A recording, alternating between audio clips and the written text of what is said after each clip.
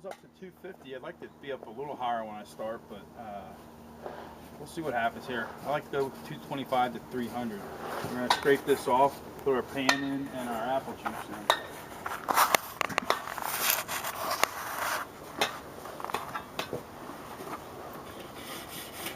Like I said, the ribs probably aren't going to touch this, but I'd rather get this done just in case.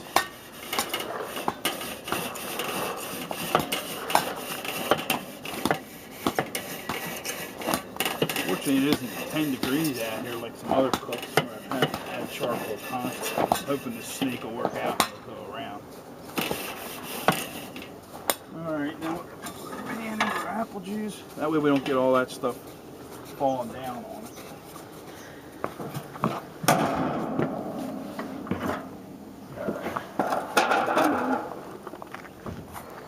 Right by the trash cans. Good tables. We'll put this in here. Like I said, this will help to keep the humidity level up so we don't dry out our ribs. They aren't exactly cheap.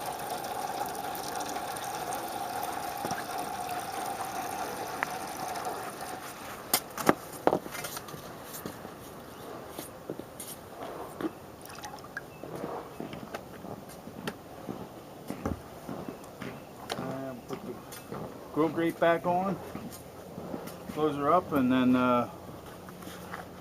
when we come back, I'll have the ribs all assembled in the rib rack. We'll be back. We're back. We're going to put the rib rack on, like so. And I got a little bit of this extra stuff, the cuttings that I cut off of it. I'm going to throw that on there, and that's for snacking in.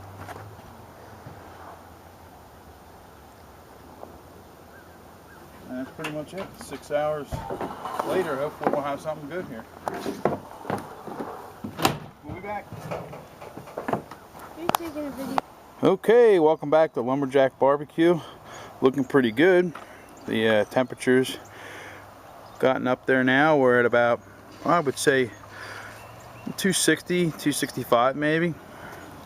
So that's good. It's excellent. We're going to pull off the lid and take a look inside. Here we are about, like I said, 40 minutes later.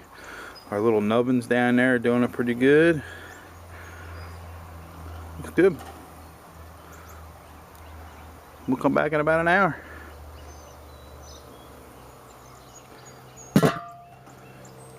See you then. Welcome back to Lumberjack Barbecue. We're at 11:30. Started at 10. We're up at 300 degrees now, which is about the highest I like to go. I might knock the vents down a little bit, but it's going good. Let's take a look inside. Oh yeah.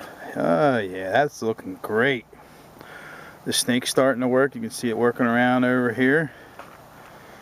Looking nice. Some ribs are starting to poke out. Especially right down in there. Starting to poke out a little bit. Our nubbins are totally done and charred, so we're probably not eating those. We're going to let it go for a little while. Maybe I'll come back out and do a little basting. I heard a noise in the back here. Snow was falling off the roof up here. I don't know if you can see that or not. But yeah, it's looking good. Smells good. The snake ring's working.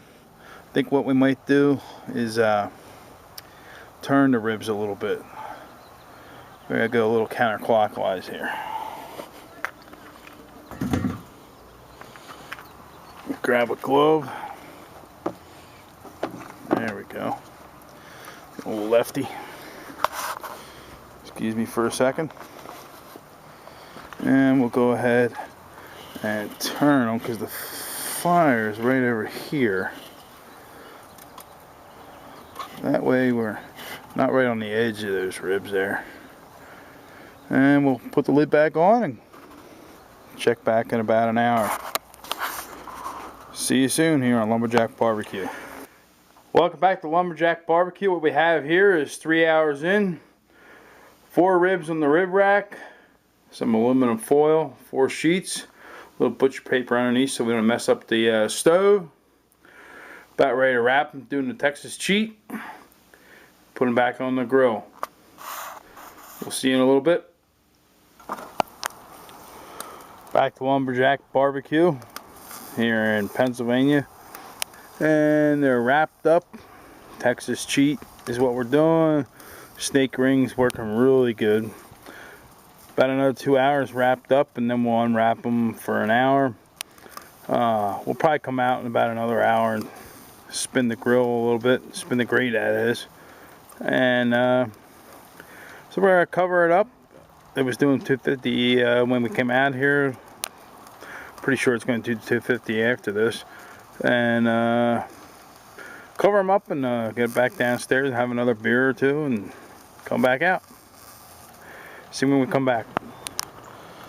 Okay, welcome back to Lumberjack Barbecue here in Pennsylvania. Warm day. Got some ribs on the grill, some pork ribs that is, and they are looking spectacular. Bones are poking out everywhere. These are going to go in the crock, so I think we're going to pull these babies off, start cutting them up, put them in the crock, and then put them in the refrigerator for tonight, and then tomorrow we'll start the crock going, get the sauces on them. Thank you very much for hanging around on Lumberjack Barbecue. Okay, there they are, all cut up. In the bowl, that bowl going in the crock. It's a nice crock pot. I love having these kind that the bowl comes out. And we'll let them sit in the fridge overnight. Pour the barbecue sauce and the chili sauce from Bauman's in Sassmansville into there. And that's going to be delicious tomorrow. There's the reserve plate. Some of the ribs actually fell off in transit into the house. I don't care about a little bit of dust. So I ate some of those already. That's something that I just reserved because we were going to do 1 rack for us and 3 racks for the rest. I think I was actually a little bit generous in this bowl. It's heaping up. Okay, welcome back to Lumberjack Barbecue. And we're going to do the sauce. And pour this over the ribs into the crock. Happen to have the removable bowl in the fridge right now. I'm going to use half of the Bauman's chili sauce. Welcome back to Lumberjack Barbecue. I have somebody holding the camera for me, my boy. We're going to take the sauce, put it on the ribs. It's not really nothing crazy or there's nothing to it. We'll pour this all over this ribs. And by the way, I did, of course, taste test it, and it is just right as far as I'm concerned. There's a lot of different ways you can do ribs, though. Whole heck of a lot of different ways. We're going to get a spoon here to make sure we get all of those, or as much as possible. And we'll be taking it over and putting it in the crock pot and letting it on low. Checking it every once in a while. Don't pull the lid off, but just take a look, see what's going on in there. Good look down in there. Cannot wait. Guess we'll give it a little shake. And I think everybody's going to love that. We'll take it over to the crock. Plug her in, and that'll be that. Thanks for watching Lumberjack Barbecue.